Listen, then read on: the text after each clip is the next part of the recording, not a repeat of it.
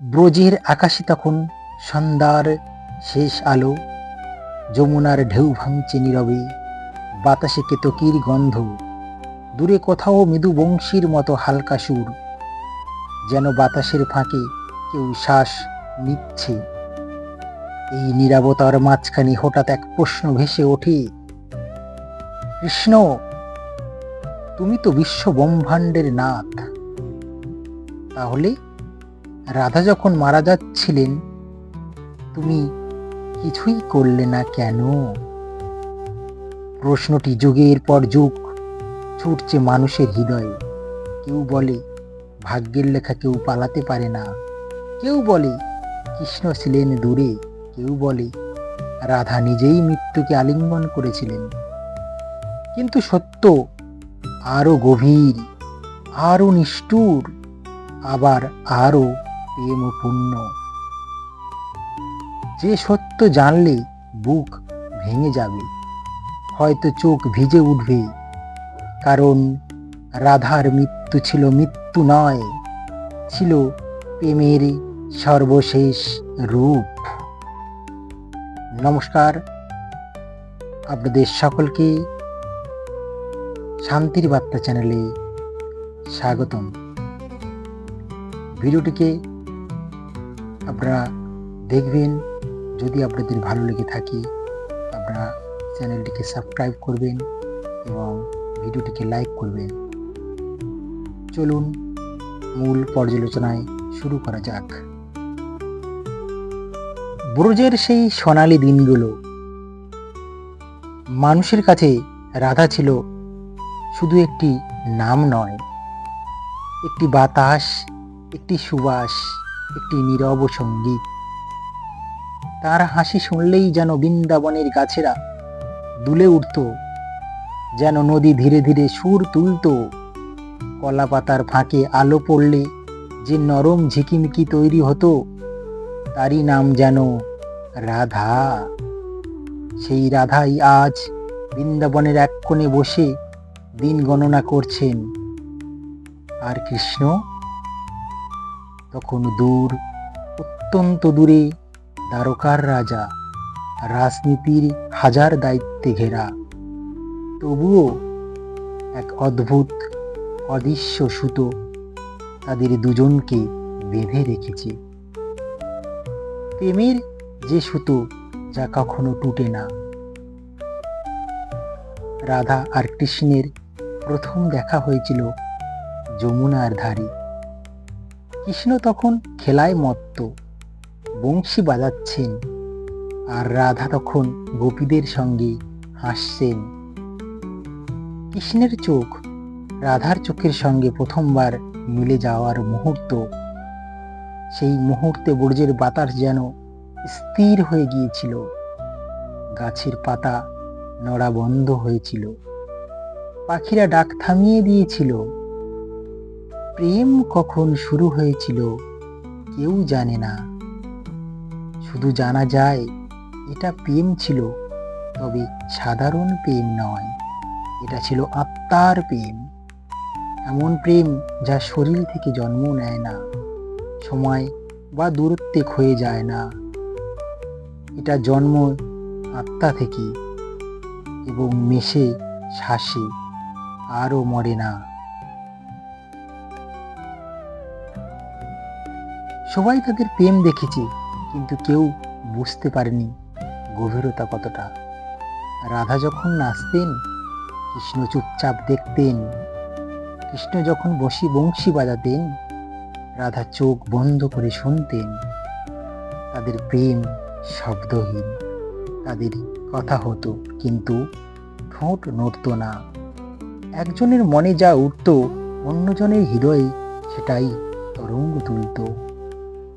কৃষ্ণের দু চোখে ছিল রাধা, রাধার নিঃশ্বাসে ছিল কৃষ্ণ, কিন্তু পৃথিবী এই প্রেমকে কখনো বুঝতে পারেনি। যে বিচ্ছেদ তাদের আলাদা করে, কিন্তু প্রেম আলাদা হতে দেয় না। কালের খেলার কারণেই কৃষ্ণকে দ্বারকা যেতে হয়। তিনি রাজা, ন্যায়ের রক্ষক, পরিবারের দায়িত্বে বাঁধা। রাধা জানতেন রাজনীতি কখনো প্রেমকে ছাড়তে দেয় না, কিন্তু কৃষ্ণ, তিনি চলে যাওয়ার আগে একটাই কথা বলেছিলেন, রাধে, তুমি হলো আমার আত্মা, আমি যেখানে থাকি তুমি সেখানেই থাকবে। কৃষ্ণের কথায় রাধার চোখ ভিজে উঠেছিল, কিন্তু তিনি হাসি চেপে বলেছিলেন, যাও, তোমার কর্তব্য তোমার অপেক্ষা করছে। তবে একথা তিনি বলেননি কৃষ্ণ চলে যাওয়ার পর তার পৃথিবী অর্ধেক অন্ধকার হয়ে যাবে। বছর পেরোয়, রাধার অপেক্ষা বাড়ে। কৃষ্ণের চিঠি আসতো মাঝে মাঝে, যুদ্ধে বিজয়, রাজ্যের সমস্যা এবং দেবতাদের পরামর্শ সবকিছু লিখতেন, কিন্তু চিঠির শেষে সব সময় মাত্র একটি লাইন, রাধে, তুমি কি ভালো আছো? আর রাধা উত্তর দিতেন, যতক্ষণ তুমি আছো আমি ভালো আছি। কিন্তু তার হৃদয় সেটা ধীরে ধীরে দুর্বল হচ্ছিল, শুধু দুঃখে নয়, এক অদ্ভুত অনন্ত অপেক্ষার কারণে। যে অপেক্ষা মানুষকে খায়, যে অপেক্ষা প্রেমকে পবিত্র করে, আবার ধীরে ধীরে শরীরকে ক্ষয় করে। রাধার শরীর দুর্বল হতে শুরু করে, হৃৎপিণ্ডের গতি অস্থির হয়, নিঃশ্বাসের তাল কেঁপে ওঠে, কিন্তু তিনি কাউকে কিছু বলেন না, কারণ তিনি ভয় পান যদি কৃষ্ণ জানতে পারেন তিনি সব ফেলে ছুটে আসবেন। রাধা চান না কৃষ্ণ দায়িত্ব ছেড়ে তাকে দেখতে আসুক, তাই তিনি নিজের দুর্বলতা লুকিয়ে রাখেন। একদিন রাধা গোপন কথা শোনেন, যা পুরো কাহিনীর মোড় ঘুরিয়ে দেয়। এক গোপী দৌড়ে এসে বলল, রাধা, রাধা, শুনছো? কৃষ্ণকে রাজ্যে বড় যুদ্ধ সামলাতে হবে, তিনি কয়েক মাসের আগে ফিরতে পারবেন না। এই খবর শুনে রাধা শান্ত রইলেন, কিন্তু ভেতরে ভেতরে তার হৃদয় যেন ভেঙে গেল, কারণ রাধা জানতেন আর কয়েক মাস তার হাতে নেই। রাধা মনে মনে বললেন, হায় কৃষ্ণ, তোমাকে দেখার সময় কি আর থাকলো না? একটি অশ্রু তার গালে গড়িয়ে পড়ে। এটাই ছিল রাধার মৃত্যুর যাত্রার প্রথম ইঙ্গিত। সেই রাতে রাধা এক অদ্ভুত স্বপ্ন দেখেন। স্বপ্নে তিনি দেখেন যমুনার ধারে কৃষ্ণ দাঁড়িয়ে আছেন, চোখে দুঃখ, ঠোঁটে হাসি নেই। রাধা এগিয়ে গেলে কৃষ্ণ হাত বাড়ান না, বরং চুপচাপ তাকিয়ে থাকেন। রাধা বলেন, তুমি এলে না কেন? কৃষ্ণ কিছুই বলে না, শুধু তার চোখ ভিজে ওঠে। রাধা হঠাৎ জেগে ওঠেন, শরীর ঘামছে, হৃদয় কাঁপছে। তিনি বুঝলেন সময় এসেছে, কিন্তু তিনি এখনো কৃষ্ণকে জানাতে চান না, কারণ তিনি চান কৃষ্ণ তাকে হাসি মুখে মনে রাখুক, দুর্বল, ভাঙা, শ্বাসকষ্টে ভরা অবস্থায় নয়। পূর্ণিমার রাত, বোঝের সব মেয়ে, সব শিশু, সব প্রাণী যেন অন্যরকম আলোয় ভাসছে। এই রাতেই রাধা সিদ্ধান্ত নেন তিনি কৃষ্ণকে শেষবার দেখবেন, কিন্তু কিভাবে? তিনি চান না কৃষ্ণ তাকে মৃত্যুর অবস্থায় দেখুক, তিনি চান না কৃষ্ণের চোখে কষ্ট দেখতে। তাই তিনি সিদ্ধান্ত নেন তিনি কৃষ্ণকে ডাকবেন, কিন্তু নিজের মৃত্যুর কথা বলবেন না। রাধা বংশীর দিকে তাকিয়ে বলেন, মোহন, তুমি কি আজ আমার সুর শুনতে পাও? এই ডাক, এই অনুভূতি দ্বারকার রাজা কৃষ্ণ অনুভব করতে বাধ্য হলেন। দূরে দ্বারকায় কৃষ্ণ আচমকা থেমে যান। মনে হয় কেউ তার হৃদয় টেনে ধরেছে। পূর্ণিমার আলোর ভাষা সেই রাতের পর রাধার অসুস্থতা যেন হঠাৎ আরো বেড়ে যায়। কেউ বাইরে থেকে বুঝতে পারে না, কিন্তু রাধা নিজের ভেতর অনুভব করতে থাকেন। শরীর দ্রুত ক্লান্ত হচ্ছে, শ্বাস নিতে কষ্ট হচ্ছে, মাঝে মাঝে চোখের সামনে অন্ধকার নেমে আসছে। হৃদয়ের এক গতি অদ্ভুত হয়ে উঠেছে। রাধা আয়নার সামনে দাঁড়িয়ে নিজেকে দেখেন। মুখে আগের সেই দীপ্তি নেই, গাল একটু বসে গেছে, চোখের নিচে হালকা ছায়া। তিনি ধীরে আঙুল দিয়ে নিজের মুখ ছুঁয়ে বলেন, কৃষ্ণ, তুমি যদি আজ আমাকে দেখতে, তাহলে কি আমাকে চিনতে পারতে? কথা বলতে বলতে তার গলা আটকে আসে। প্রায় ফিসফিস করে বলেন, আমি চাই না তুমি আমাকে এই অবস্থায় দেখো মোহন। এই প্রেম এতই পবিত্র। রাধা চান না কৃষ্ণ তার ভাঙা শরীর দেখুক, তাকে যেন শুধু সেই রাধার চেহারা মনে থাকে। যে রাধা নাচতেন, যে রাধা হাসতেন, বংশীর তালে দুলে দুলে উঠতেন। রাধা অসুস্থ হচ্ছেন, কিন্তু তার প্রেম অসুস্থ হচ্ছে না, বরং আরো গভীর থেকে গভীরতর হচ্ছে। এদিকে দ্বারকার রাজপ্রাসাদে অসংখ্য সৈন্য, শোভা, রাজনীতি, যুদ্ধের প্রস্তুতি, কিন্তু কৃষ্ণের মন আজ রাজার মতো নয়। তিনি হঠাৎ মাঝরাতে জেগে ওঠেন। মনে হয় কেউ তার বুক চেপে ধরেছে। শ্বাসও নিতে কষ্ট হচ্ছে কিছুক্ষণ। বলরাম দৌড়ে এসে বলেন, কৃষ্ণ, কি হলো তোমার? কৃষ্ণ ধীরে ধীরে বলেন, রাধা। রাধা শব্দটি বলতে গিয়েই তার চোখ ভিজে ওঠে। বলরাম আশ্চর্য এবং উদ্বিগ্ন। রাধা, কি হয়েছে তার?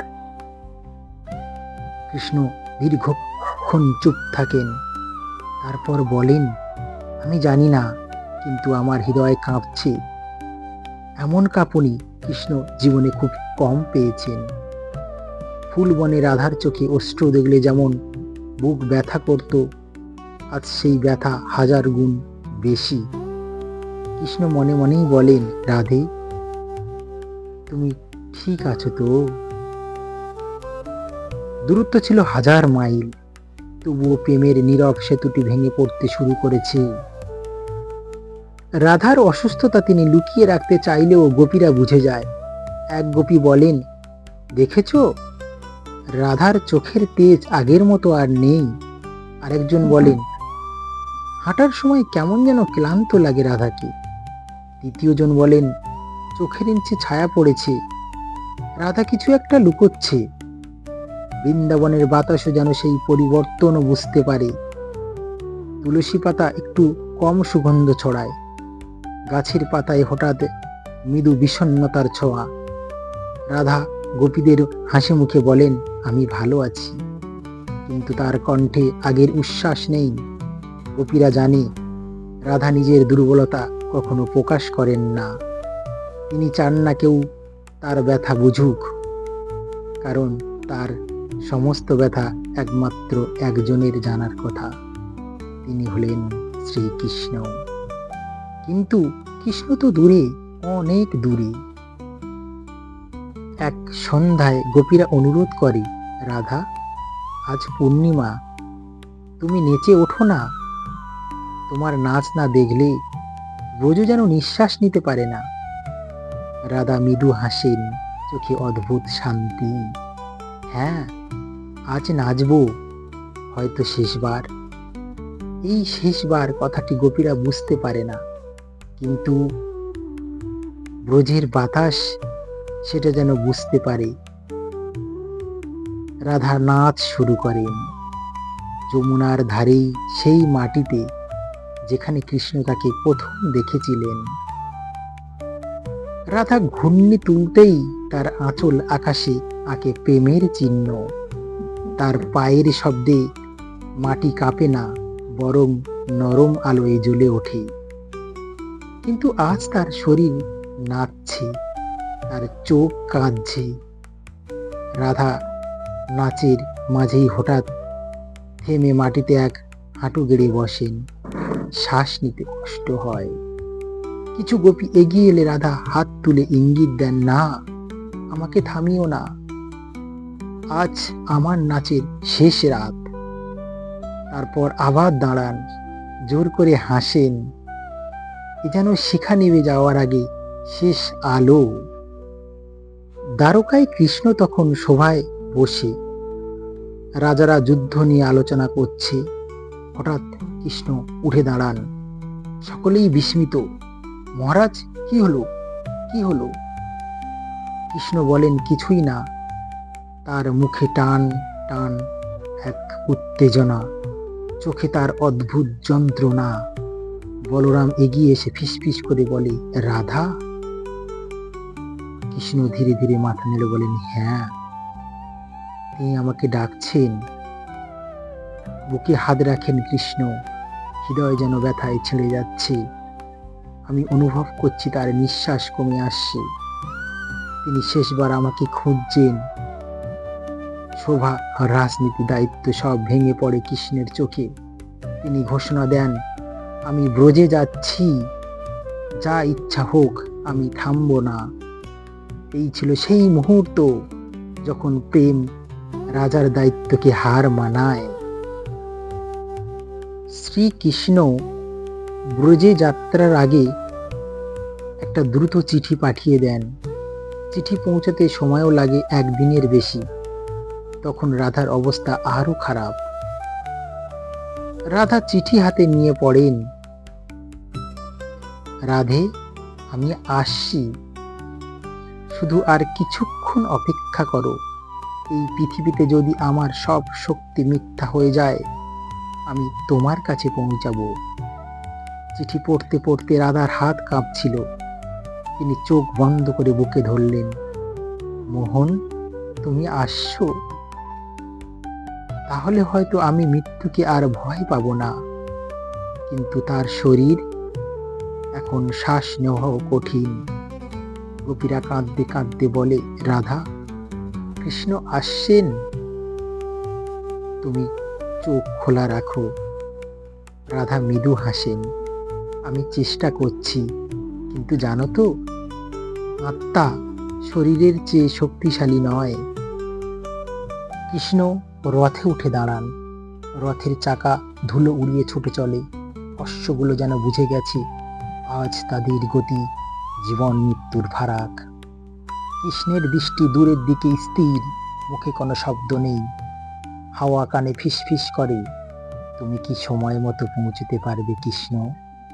কৃষ্ণ চিৎকার করে ওঠেন, আমাকে পৌঁছাতে হবেই। রাধা আমার জন্য অপেক্ষা করছে। তিনি আমাকে ডেকেছেন।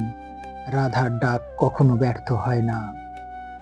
চোখে অশ্রু জমে ওঠে।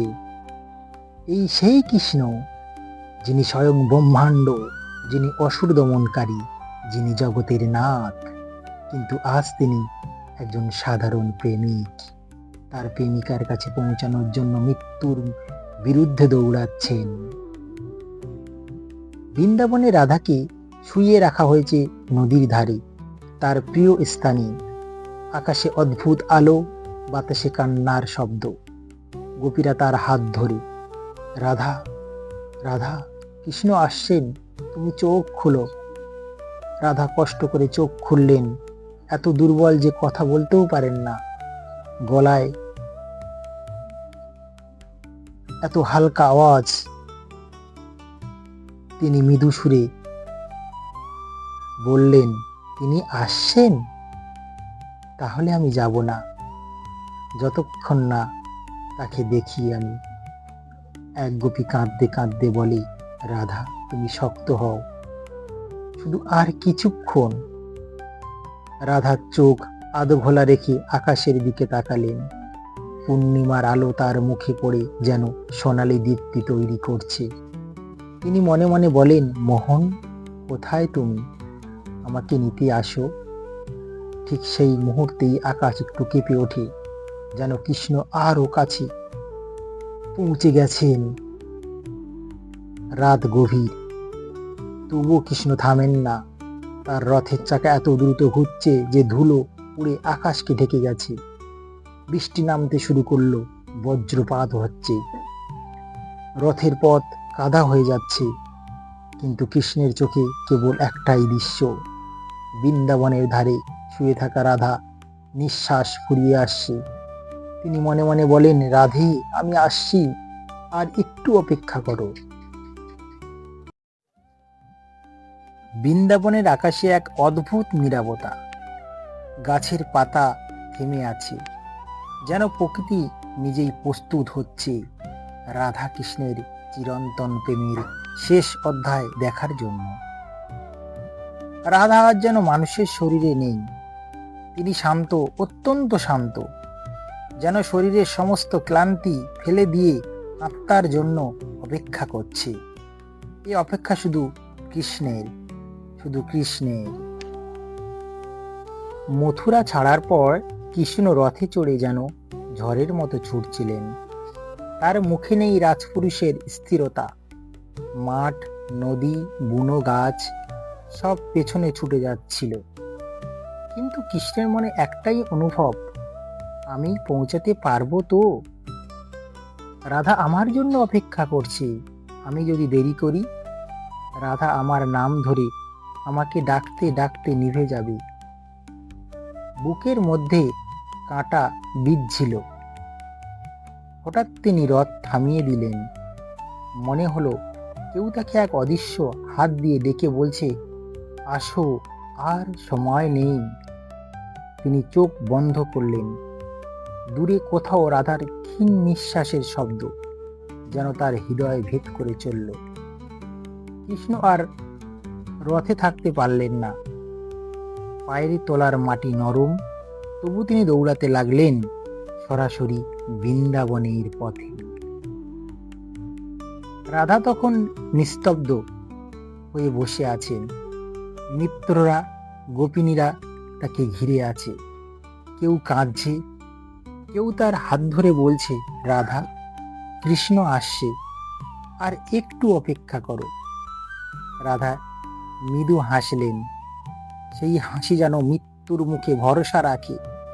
আমি অপেক্ষা করছি, ও আসছে, ওকে অনুভব করতে আমি পাচ্ছি। তারপর চোখ বুজে বললেন, ওর পায়ের চলার শব্দ এমনকি দূর থেকেও শুনতে পাই আমি। গোপিনেরা অবাক দৃষ্টিতে তাকিয়েছিল। রাধার শরীর দুর্বল, তার শ্বাস ক্ষীণ, কিন্তু তার অনুভূতি, সে তো কৃষ্ণের সঙ্গেই জড়ানো। যখন কৃষ্ণ বৃন্দাবনে প্রবেশ করলেন, হাওয়া যেন হঠাৎ থেমে গেল। পাখিরা চুপ, গাছও স্থির, যেন পুরো ব্রজ অপেক্ষা করছিল তাকে স্বাগত জানানোর জন্য। কৃষ্ণের পায়ের শব্দ শুনে গোপিনীরা বাইরে ছুটে এলো। একটি গোপিনী কান্না জড়িত গলায় বলল, প্রভু, তাড়াতাড়ি যান, রাধা আপনাকেই খুঁজছে, সময় খুবই কম। একথা শুনে কৃষ্ণের শরীর শিউরে উঠল। একটু দেরি না করে তিনি দৌড়ে ঢুকে গেলেন সেই কুঁড়ে ঘরে, যে ঘরে রাধা অপেক্ষা করছেন তার শ্বাসের শেষ আলো নিয়ে। রাধা শুয়ে আছেন, দেহ যেন আলোহীন প্রদীপ, কিন্তু চোখগুলো ভরা অসীম প্রেমে। দরজার শব্দে তিনি চোখ সামান্য খুললেন। কৃষ্ণকে দেখে তার ঠোঁটে অদ্ভুত হাসি ফুটে উঠল। কৃষ্ণ, তুমি এলে, আমি জানতাম তুমি আসবে। কৃষ্ণ রাধার কাছে হাঁটু গেড়ে বসলেন। চোখ দিয়ে অশ্রু জড়িয়ে পড়ছে। এমন দৃশ্য ব্রহ্মাণ্ডে বিরল। তিনি রাধার হাত নিজের বুকে চেপে ধরে বললেন, রাধে, তুমি আমাকে ডাকলে, আমি দৌড়ে চলে এলাম। আমি তোমাকে একা ছাড়বো না, একটুও নয়। রাধা কাঁপা কণ্ঠে বললেন, আমি জানি কৃষ্ণ, তুমি কখনো আমাকে ছাড়লে না, এই মৃত্যুতেও না। কৃষ্ণ তার মাথা রাধার বুকে রাখলেন। মনে হচ্ছিল সময় থামিয়ে দিলে ভালো হতো, কিন্তু রাধা তার কপালে হাত রেখে বললেন, কৃষ্ণ তুমি কেঁদো না, আমার শেষ মুহূর্তে আমি তোমাকে হাসতে হাসতে দেখে যেতে চাই। কৃষ্ণ রাধার চোখ ধরে বললেন, রাধে আমি তোমাকে থামাতে পারি না, কারণ আমি জানি তুমি আমাকে ছাড়া বাঁচতে পারবে না, আর আমি তোমাকে এই যন্ত্রণা রাখতে পারি না। রাধার চোখে জল জমল, কিন্তু আমি মরছি না কৃষ্ণ, আমি শুধু শরীর ছেড়ে যাচ্ছি তোমার সঙ্গে থাকার জন্য, আরো গভীর জায়গায়, যেখানে মৃত্যু আর দূরত্ব নেই। কৃষ্ণ রাধার হাত চুম্বন করলেন। তুমি আমার শ্বাস, তুমি আমার ধ্রুবতারা, তুমি চিরকাল আমার সঙ্গে থাকবে রাধা, যতক্ষণ আমি আছি ততক্ষণ তুমি। রাধা নিঃশ্বাস ফেললেন ধীরে, তারপর মৃদুস্বরে বললেন, কৃষ্ণ আমায় একটু জড়িয়ে ধরো, আমি তোমার বুকে মাথা রেখে শেষ নিঃশ্বাস ত্যাগ করতে চাই। কৃষ্ণ তাকে নিজের বুকে টেনে নিলেন। এই আলিঙ্গন মরণকেও থামিয়ে রাখতে পারত। রাধা কৃষ্ণের বুকে মাথা রেখে বললেন, কৃষ্ণ তুমি কি জানো, আমি মৃত্যুকে ভয় পাই না, আমি ভয় পাই তোমার থেকে দূরে যেতে।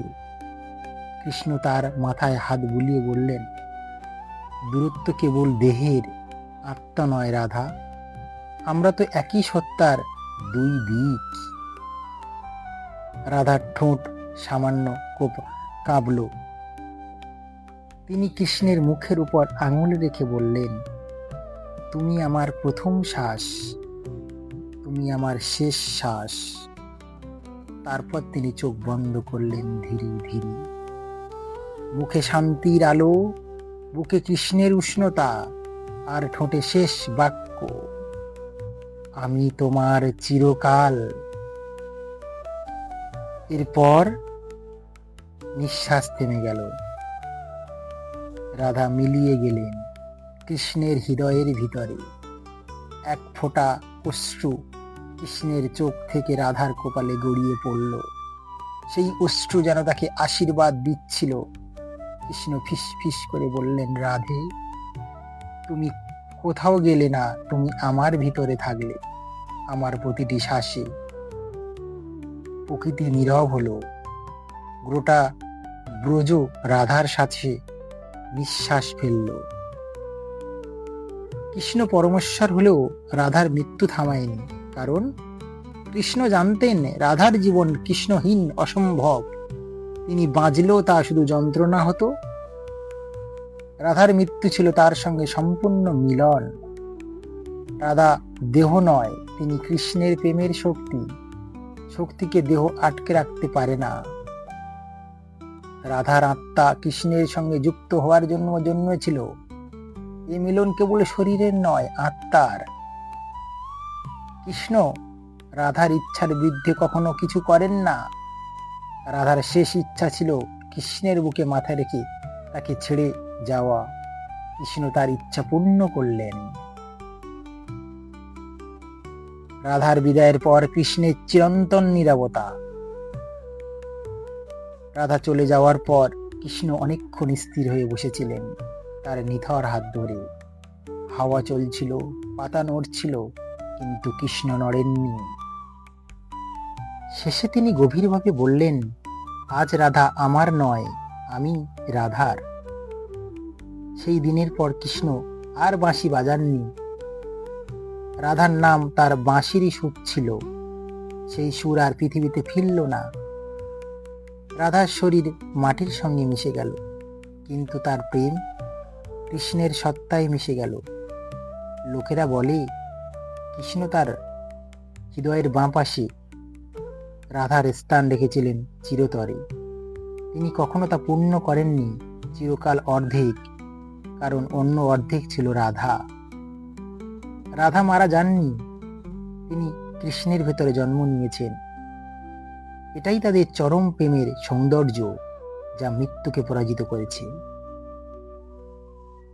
নমস্কার সকলকে এবং ভিডিওটিকে দেখার জন্য ধন্যবাদ। আপনাদের দিনটি শুভ হোক।